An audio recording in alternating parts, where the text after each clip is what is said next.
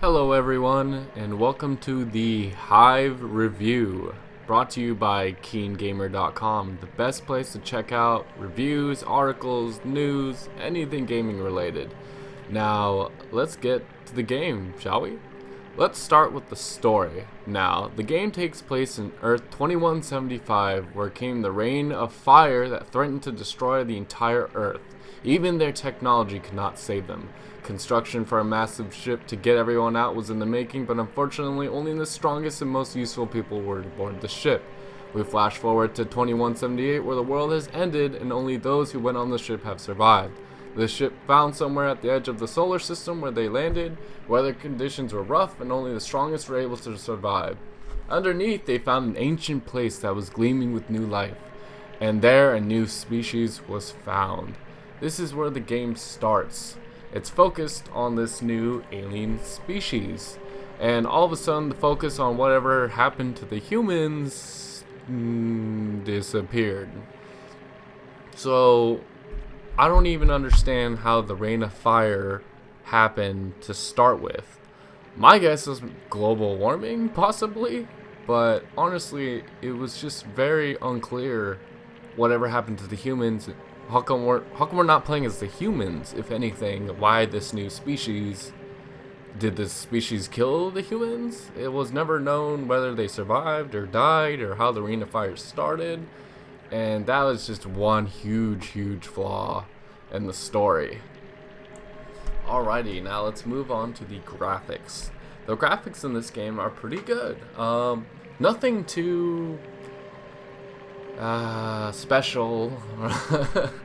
I mean, I don't want to say that it's bad because it's pretty good. It's colorful, it's got a certain look to it, but I feel like I've definitely seen it before. But it looks beautiful in game, especially on the highest settings.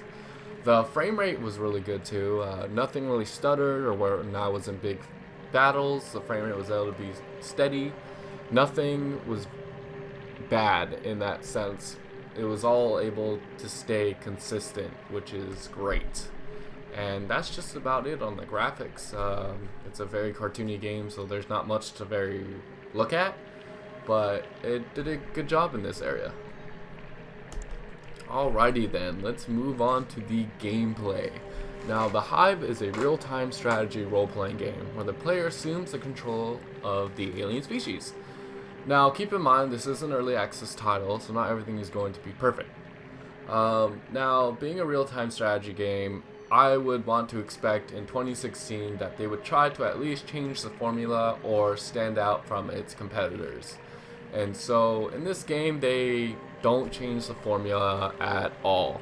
It's your typical, gather materials, build structures, kill your foes, kill the boss, have these weird puzzles that aren't fun at all, and that's pretty much this game in a nutshell. You also only have 3 attack units in the game: a leader, a ranged attack, and a physical attack, and those are the only 3 units in the game. I would think that there was going to be more, but that's all I was seeing when I was playing. Now, the game it felt fun, to make the units and attack in a big group, but I couldn't make over like 40 units or a lot of units to be able to conquer my foes. I was very limited, which I guess, is fair, but, you were a bunch of insects, and insects are like, they go in huge packs. It wouldn't make sense for them to go in a pack of 7 or something. But in the game, that's just it. You're not going to be doing much. You're going to build stuff and then look around for items that your leader can obtain to make them stronger and make the units around you stronger. But whenever I obtained these items, it didn't make me feel any stronger or any better, I guess.